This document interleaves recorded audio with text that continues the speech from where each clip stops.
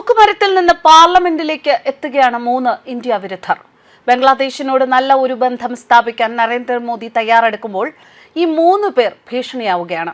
ബംഗ്ലാദേശ് തിരഞ്ഞെടുപ്പിൽ ജമാഅത്തെ ഇസ്ലാമിയെ പരാജയപ്പെടുത്തി Bangladesh nationalist party വൻ വിജയം നേടി. വധശിക്ഷയ്ക്ക് വിധിക്കപ്പെട്ട 3 പേർ ബംഗ്ലാദേശ് പാർലമെന്റിൽ എംപിമാരായി പ്രവേശിക്കുന്നു എന്നതാണ് ബംഗ്ലാദേശിന്റെ ഇക്കുറി തിരഞ്ഞെടുപ്പിന്റെ ഒരു സവിശേഷത. മുൻ പ്രധാനമന്ത്രി ഷെയ്ഖ് ഹസീനയെ നാടുകടത്തിയ ശേഷം അധികാരത്തിൽ വന്ന യൂനുസിന്റെ നേതൃത്വത്തിലുള്ള ഇടക്കാല ഭരണകൂടമാണ് കോടതി വഴി ഈ 3 പേരെ മോചിപ്പിച്ചത്. അതിൽ 2 പേർക്ക് ഇന്ത്യ വിരുദ്ധ ഭീകരവാദ കേസുകളുമായി ബന്ധവുമുണ്ട്. ഇവരിൽ ലുത്ഫുസ്മാൻ ബാബർ, അബു സലാം പിന്റു എന്നിവർ BNPയിൽ നിന്നും ATM അസ്ഹറുൽ ഇസ്ലാം ജമാഅത്തെ ഇസ്ലാമി പ്രതിനിധിയുമായാണ് ജയിച്ചത്. ഹസീനയുടെ അവാമി ലീഗ് സർക്കാരിനെ പുറത്താക്കിയ 2024 ജൂലൈയിലെ കലാപത്തിനു മുൻപ് ഇവർ 3 പേർക്കും വധശിക്ഷ വിധിച്ചിരുന്നതാണ്. 2001 മുതൽ 2006 വരെ പ്രധാനമന്ത്രി ഖാലിദ സിയയുടെ സർക്കാരിൽ ആഭ്യന്തര സഹമന്ത്രിയായി പ്രവർത്തിച്ചിട്ടുള്ള ലുത്ഫുസ്മാൻ ബാബറാണ് ഇവരിൽ ഒന്നാമൻ. BNP ജമാഅത്ത് സഖ്യം അധികാരത്തിലിരുന്ന കാലമായിരുന്നു അത്. നെട്രോകോണ 4 സീറ്റിൽ 1,60,000-ലധികം വോട്ടുകൾ കിട്ടിയാണ് ലുത്ഫുസ്മാൻ ബാബർ വിജയിച്ചത്. 2004 ധാക്കയിൽ നടന്ന ഗ്രനേഡ് ആക്രമണത്തിൽ 23 പേർ കൊല്ലപ്പെടുകയും 500-ലധികം പേർക്ക് പരിക്കേൽക്കുകയും ചെയ്ത കേസിലാണ് ബാബറിന് ശിക്ഷ വിധിച്ചിരുന്നത്. പ്രധാനമന്ത്രി ഷെയ്ഖ് ഹസീനയായിരുന്നു അന്ന് ആ ആക്രമണത്തിന്റെ ലക്ഷ്യം. 2004 ചിറ്റഗോങ് ആയുധക്കടത്ത് കേസിലും പങ്കുണ്ട് എന്ന് കണ്ടെത്തിയതിനെ തുടർന്ന് 2018 ഇദ്ദേഹത്തിന് 2ാമത്തെ വധശിക്ഷ വിധിച്ചു. ഹസീനയുടെ പുറത്താക്കലിന് ശേഷം ആയുധക്കടത്ത് കേസിൽ ബംഗ്ലാദേശ് ഹൈക്കോടതി ബാബറിനെ കുറ്റവിമുക്തനാക്കുകയും ജയിൽ മോചിതനാവുകയും ചെയ്തു.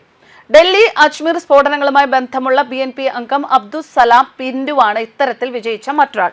2001 മുതൽ 2006 വരെ ഖാലിദ സിയയുടെ കീഴിൽ ക്യാബിനറ്റ് മന്ത്രിയായി അദ്ദേഹം സേവനമനുഷ്ഠിച്ചിട്ടുണ്ട്. ടങ്കൽ 2 സീറ്റിലാണ് പിന്റു 2 ലക്ഷം വോട്ടുകൾക്ക് വിജയിച്ചത്. ബാബറിനെ പോലെ 2004 ധാക്ക ഗ്രനേഡ് ആക്രമണത്തിൽ പങ്കുണ്ടെന്ന് കണ്ടെത്തിയതിനെ തുടർന്ന് അറസ്റ്റ് ചെയ്യുകയും 2016 വധശിക്ഷയ്ക്ക് വിധിക്കുകയും ചെയ്തിരുന്നു. ഇതിനൊപ്പം 2006 വാരണാസിയിലെ കോടതി സമുച്ചയ സ്ഫോടനങ്ങൾ, 2007 അജ്മീർ ഷെരീഫ് ദർഗാ സ്ഫോടനം, 2011 ദില്ലിയിലുണ്ടായ ബോംബ് സ്ഫോടനങ്ങൾ എന്നിവയിൽ ഉൾപ്പെടെ ഇന്ത്യയിലെ നിരവധി ഭീകര ആക്രമണങ്ങൾക്ക് ഉത്തരവാദികളായ പാകിസ്ഥാൻ ആസ്ഥാനമായുള്ള ഹർക്കത്തുൽ ജിഹാദ് അൽ ഇസ്ലാമി എന്ന ഭീകര സംഘടനയെ പിന്തുണച്ചതിനും ഇദ്ദേഹത്തിന് പങ്കുണ്ട്. തൂക്കുമരത്തിൽ നിന്ന് പാർലമെന്റിലെത്തുന്ന 3ാമത്തെയാൾ ബംഗ്ലാദേശ് ജമാഅത്തെ ഇസ്ലാമി അംഗമായ ATM അസ്ഹറുൽ ഇസ്ലാമാണ്. ഈ വർഷത്തെ തിരഞ്ഞെടുപ്പിൽ 1,39,000-ഓളം വോട്ടുകൾ നേടിയാണ് ഇദ്ദേഹം റംഗ്പൂർ 2 സീറ്റ് സ്വന്തമാക്കിയത്. നേരത്തെ 98, 2001, 2006 വർഷങ്ങളിൽ ഇതേ സീറ്റിൽ മത്സരിച്ചിട്ടുള്ള അദ്ദേഹം 2012 വരെ ജമാഅത്തിന്റെ ജനറൽ സെക്രട്ടറിയായി സേവനം അനുഷ്ഠിച്ചിട്ടുണ്ട്.